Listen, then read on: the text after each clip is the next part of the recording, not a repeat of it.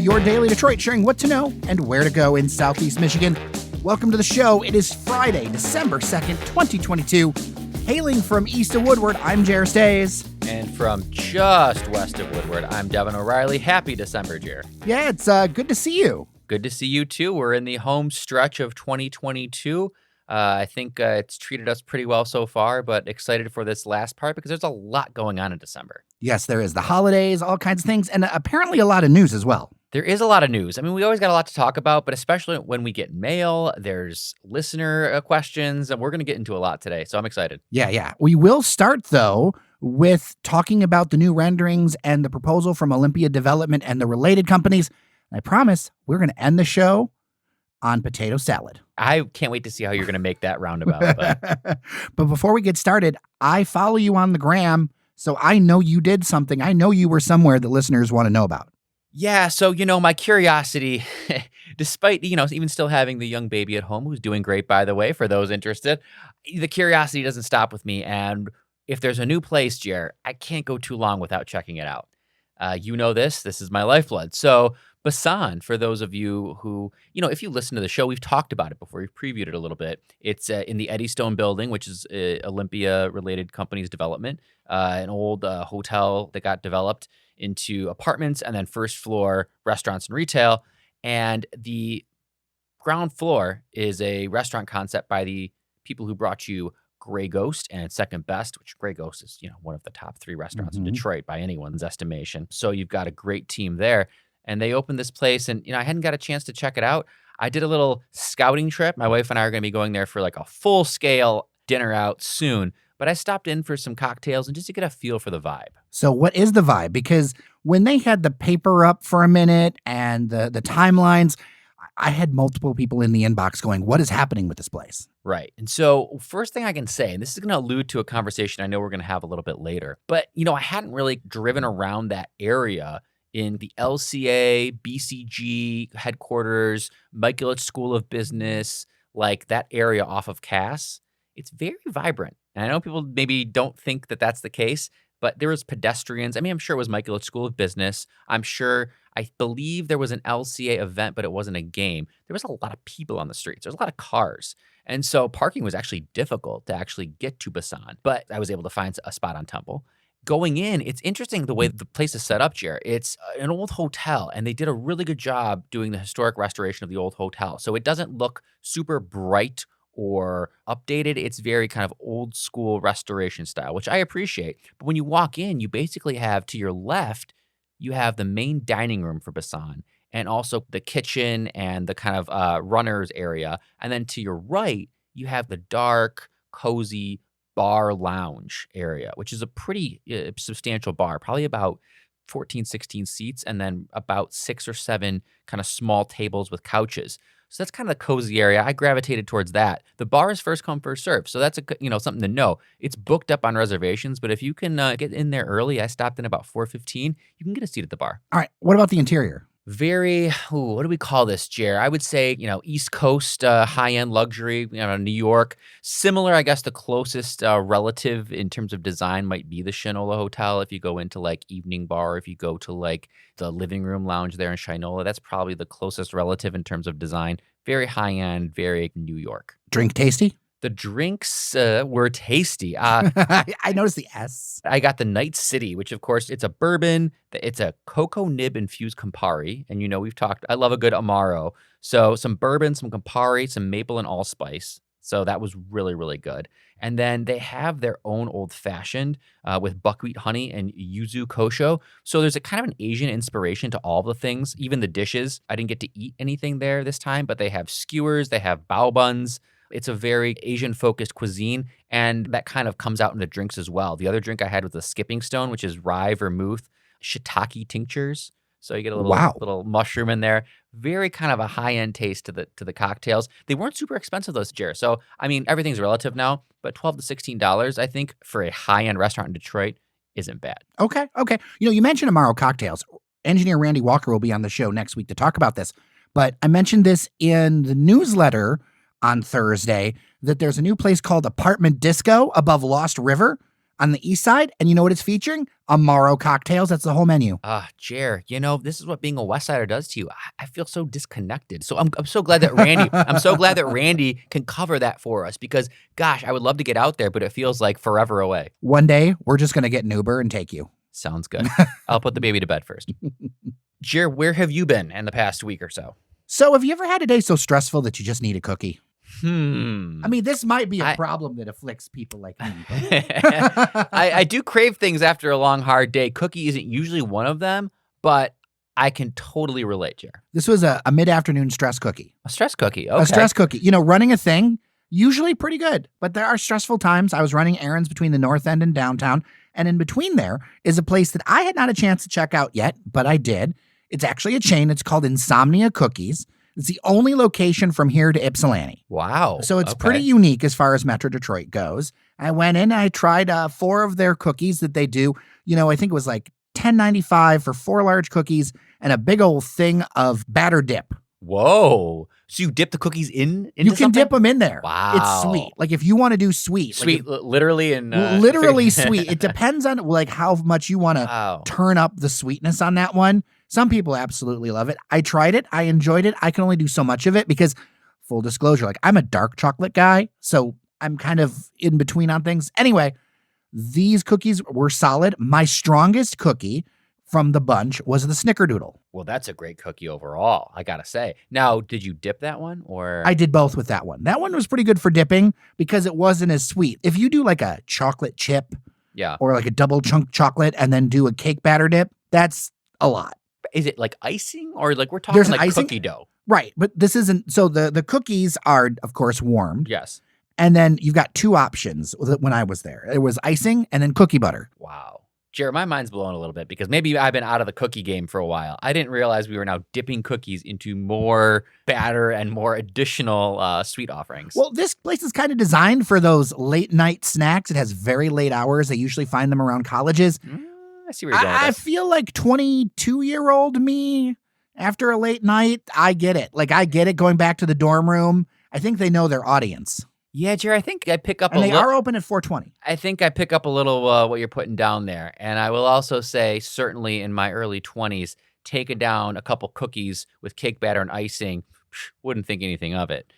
Nowadays, I might have a stomach ache and I might be counting calories, but hey, to each his own. This sounds really decadent, and I'm really interested in trying it. Yeah, I mean, as I said, the Snickerdoodle was my jam. I'm also curious from people, the next time I have a stress cookie need, where I should go locally, dailydetroit@gmail.com. And I don't know, so I want to hear from you all. The other thing I wanted to mention, a few years ago, you remember I lived in the Cultural Center right there by Wayne State. And let me tell you, the amount of development in the last few years on Anthony Wayne Drive, you've got a Leo's Coney Island there. You've got a really nice big 7-Eleven.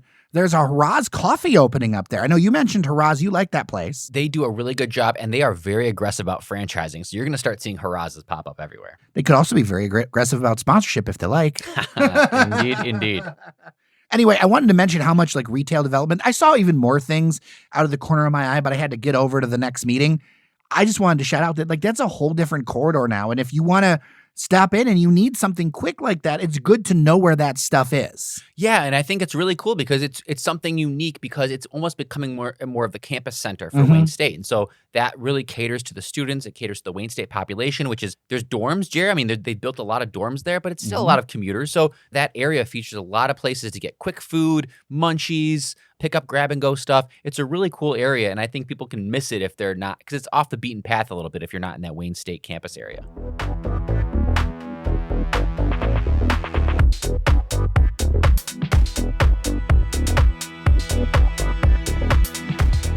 All right, let's get to the news. We've got a lot to get through on this.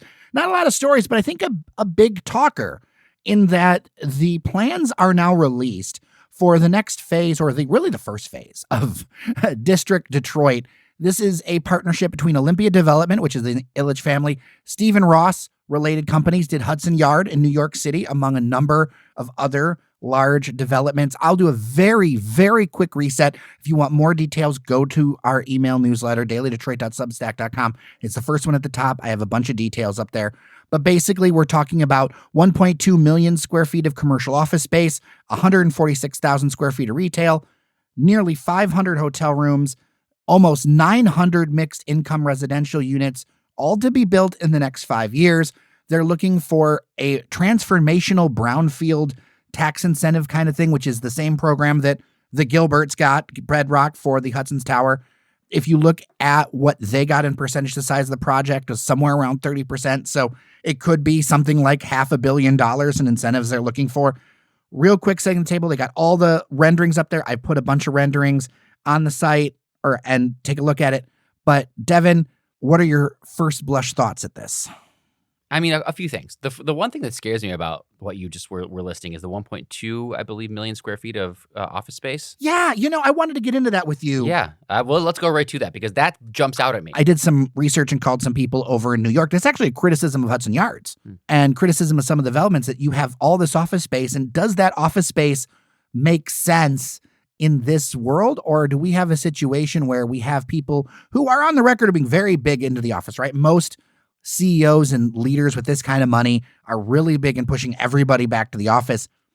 I think this would be better used with a higher percentage of residential than office. Like right off the bat, I have concerns. Now, outside of the DCI space, the incubator that they say would go in the Loyal Order of Moose building and the other building, anything tied to U of M, I think will get used.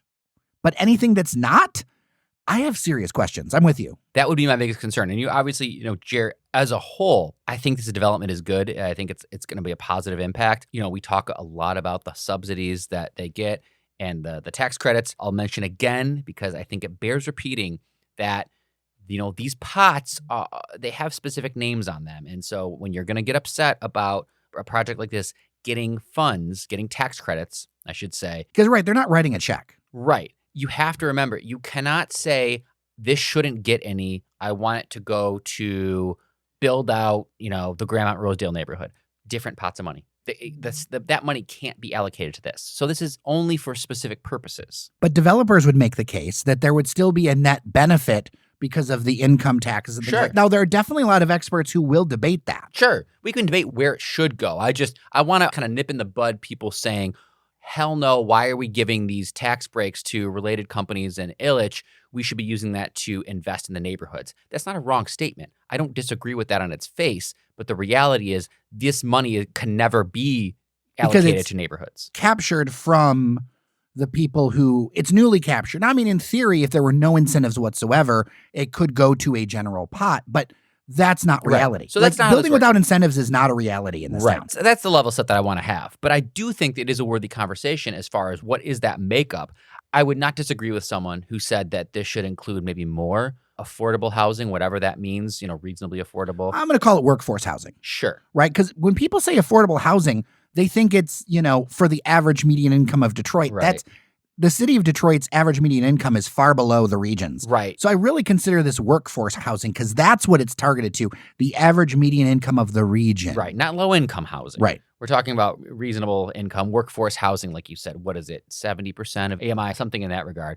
So I would say there probably should be more of that as opposed to the office space, because I just don't see the demand for the office space unless you're really doing like a open source office model, like co-working, kind of flex space type of thing, event space. I think there could be more event space. I still think there could be more hotel space. The amount of office space, 1.2 million square feet, that scares me a little bit as far as will that get filled? I do think converting the Fox Theater into a boutique hotel would be smart. That's on the drawing board. Now I think people will go to that. I think people will go with that. I want to mention, too, that this process is moving pretty fast.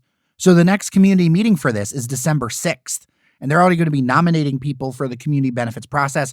I'll also mention that you only can vote on this community benefits information if you live within what they call is the impact area. So like Michigan Avenue through parts of downtown, north to like, I want to say MLK area, Little West, Little East. So like even in the north end or even in the heart of Midtown on Warren, you actually don't get to vote on this community benefits. It's all about the impact area. And I think that is important to say, Jared, because again, as we start to kind of, you and I have a little bit of an understanding of the background of how this all works. And I'll be honest, I've been on both sides of these community benefits meetings. I've been a resident of the area impacted, and I've been on the, listening in on the kind of developer side of things. If you don't set these boundaries, what you do is you get people kind of bombing the meeting, so to speak, showing up from completely a different neighborhoods, different areas, and voicing strong opinions one way or another. And, that's really not fair. Some would make the argument that city residents should have an impact, but other people would argue that that impact is through your elected council members. Absolutely. Because they have a part of this process too. Council has to approve any of these things. Like this is nowhere near done. But the timeline, that's what I wanted to mention, is aggressive in my mind. 5 years to get all this stuff done, shovels in the ground by the end of this year, that's a lot. I think that's the other thing we really should mention. And again, it's like one of those things, I hope if people listen to us to kind of take away those talking points, this is the final piece of this that I think people should take away, is if someone's like, well, why the hell should we trust the Illiches now? They've screwed us before. All they did is start I get talking that, actually. I mean, I honestly get it. Right. But we have to consider this is really the related companies that's pushing this through. This is Stephen Ross. This is Hudson Yard. This is $11.5 billion. The Illiches are rich. Or $1.5 billion. But no, Stephen Ross is worth $11.5 billion. Well, and it's more than that. I think Hudson Yards, when it's done in completion between all the developers, will be $25 billion. Right. So my point is, Illiches are rich. Stephen Ross is rich. So we're talking like Gilbert money. So he can push things through in the way that Dan Gilbert can, in the way that Illiches, God bless them in their way, they can't push stuff like this through on their own. He can. I wonder, and I don't know anything about this, I wonder if the more parity in the richness made it more difficult for Ross to work with Gilbert than to work with the Illiches. No, I wonder if that's true. I think that's a really good hypothesis. So we're talking, again, different level. And I think that is important in this project because Stephen Ross and related companies have the capital to just push things through and make them happen. And sometimes that's really what it takes. We've seen it with Gilbert. Yeah, I think that in the coverage, the focus is a lot of times Olympia, but I think you're right. I think the focus needs to be flipped on this. Still, absolutely watched. Definitely should talk about the incentives. But I think on the ground, I think this is a different project. It is. District Detroit was originally. I think it's very different. I think there's an injection of capital, whether it's on paper or not. There's an injection of capital that just was not there before. And so that's why I think, as we always say with Dan Gilbert, say what you want about him, he finishes projects. I think in that same vein, related companies having a sterling reputation as far as at least development, they're going to get done what they start.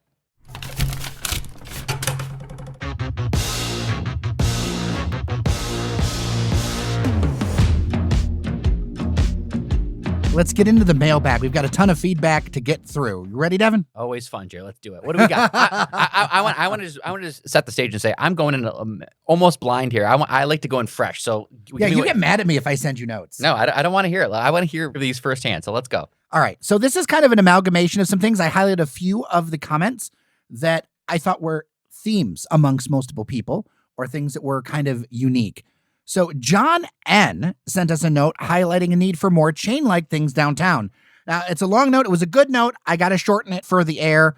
One thing is a full-service grocery store in what he calls the downtown proper. Now, I think of that as the central business district, right? Because greater downtown is 7.2. Sure. In my mind, they don't use the term anymore, but the term used to be the CBD. Right, now everybody thinks CBD is, cannabis. I still use CBD. Okay, central business district. Right. So that main core area there, he would like to see it also treated as a neighborhood. So that includes a full service grocery store. That includes something that has home goods like a Target. I love the concept of this. And Devin O'Reilly, who lived in his old swoosh loft, would have loved this. But I have to be realistic and go back to something we always talk about, Jer.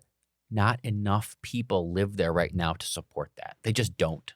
There's not enough full-time residents of the central business district, that area, the Woodward corridor between Jefferson and the freeway, let's say. Not enough people live there yet. I mean, you could shove an extra 20,000 people in there. You could, and then... You honestly could. I know people think I'm crazy, but if you travel, you'll see it. And then you can have your Target, you can have your Trader Joe's, you can have your full-service grocery. But the density, Jer, is not there yet in residential. And so that's why you're almost better off putting something like that in a midtown area. What about something like an IKEA in the city proper? And now that could work. Now, my thing is contiguous land space is hard to find, and even small format IKEAs are still over 100,000 square feet. And I wonder if the mayor would want to take a space that he could use for industrial jobs and put it towards retail. I don't know how the jobs things work. I wonder if that just doesn't make sense because there aren't that many of those properties of that size available in the city of Detroit for big box. People don't realize that. That's going to be your biggest issue. I think we still talk about Detroit in very kind of specific parcels, and IKEA, being realistic, is not going to plop down in some industrial area of Detroit. They're going to want pretty close, they're going to want right in downtown, let's be honest. And you're 100% correct, Jared, in that there aren't a lot of 100,000 square feet spaces sitting around. I was walking around downtown today, and I'm like, there just isn't a lot there. I mean, even so, I looked it up. The Detroit State Savings Bank, we were banding this about on Slack for something else. Cheesecake Factory. We'll get into that in a minute. The Detroit State Savings Bank, I think its main floor is only like 14,000 square feet.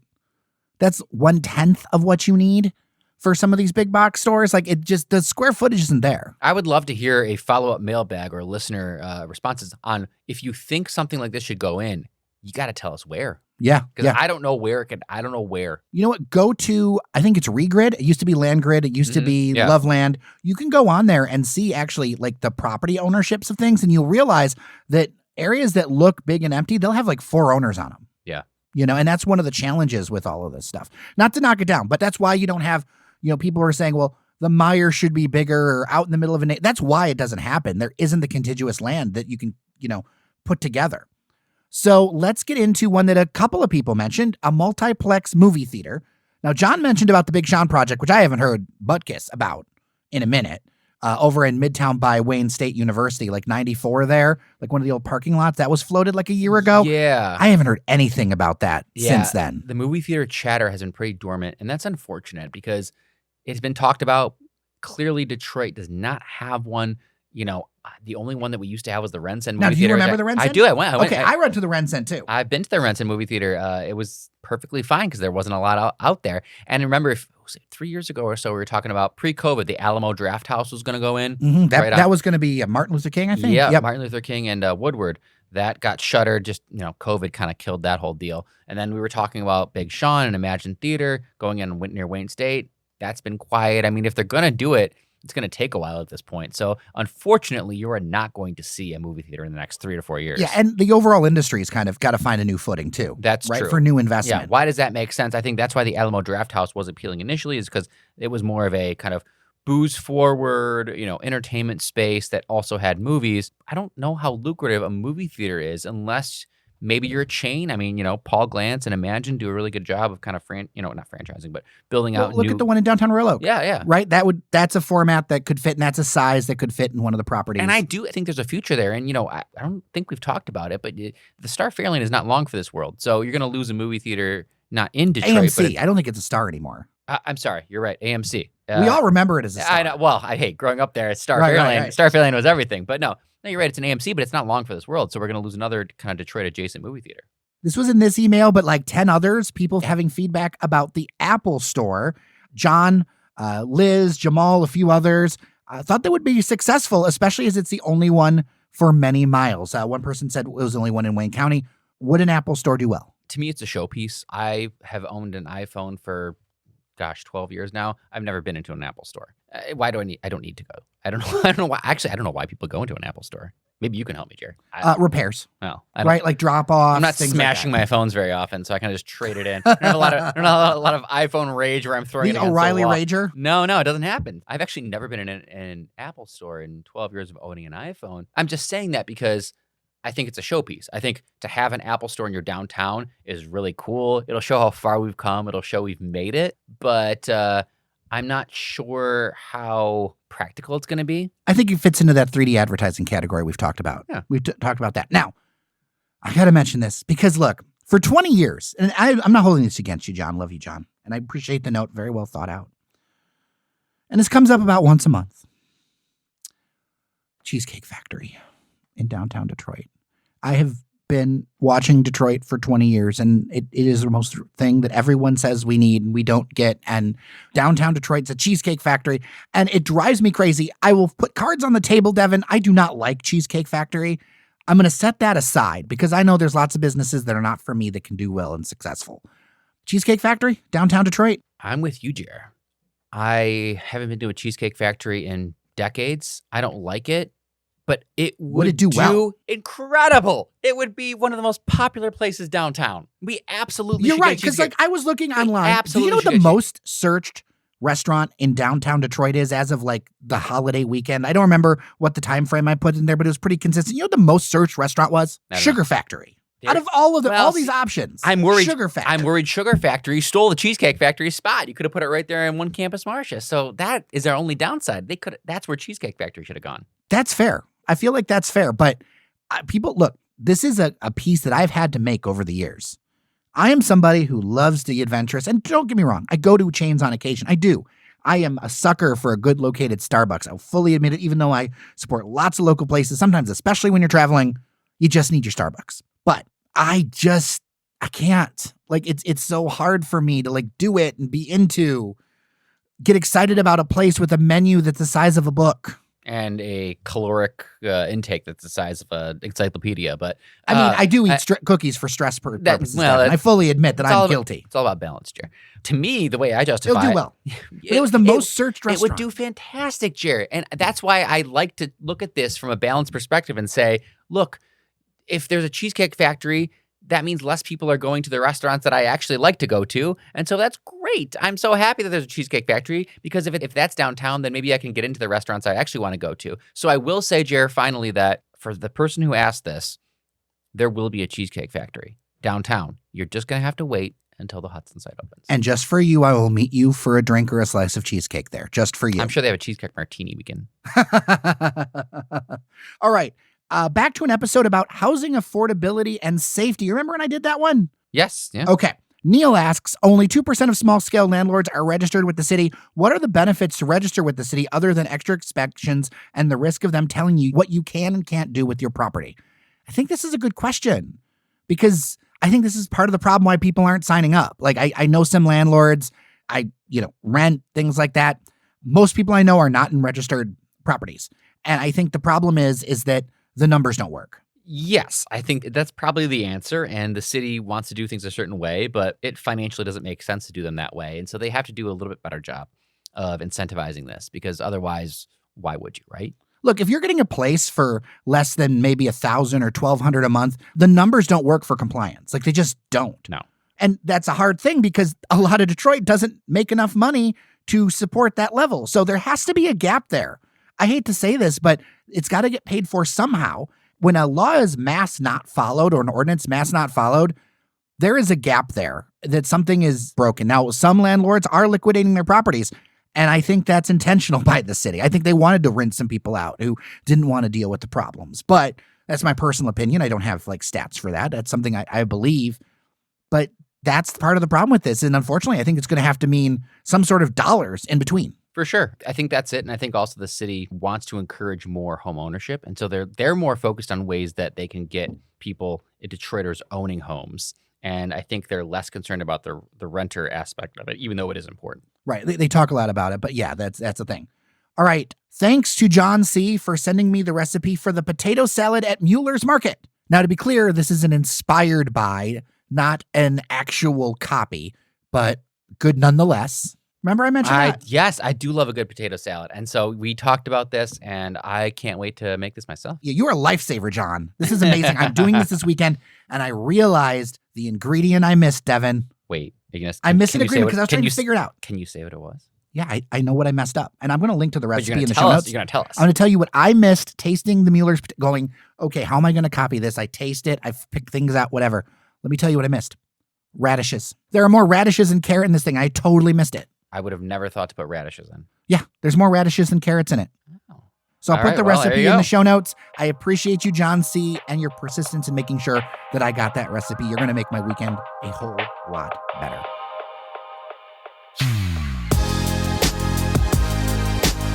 All right, Devin O'Reilly, we're done for today. I'm hungry for cookies, potato salad, and I don't know what else, Jerry, but we covered a lot today. Thanks to our team behind the scenes, Luciano the Link Machine Marcone, Cheyenne No Ums, No Serini, Fletcher Sharp with the sharp points on sports, Ravishing Randy Walker. Of course, to our supporters on Patreon and Buy Me a Coffee, crucial and appreciated. And Devin, I don't think it's Devin O'Rager O'Reilly. I don't think that's the one for you. I still don't have a nickname. It used to be. DailyDetroit@gmail.com. Nicknames for Devin.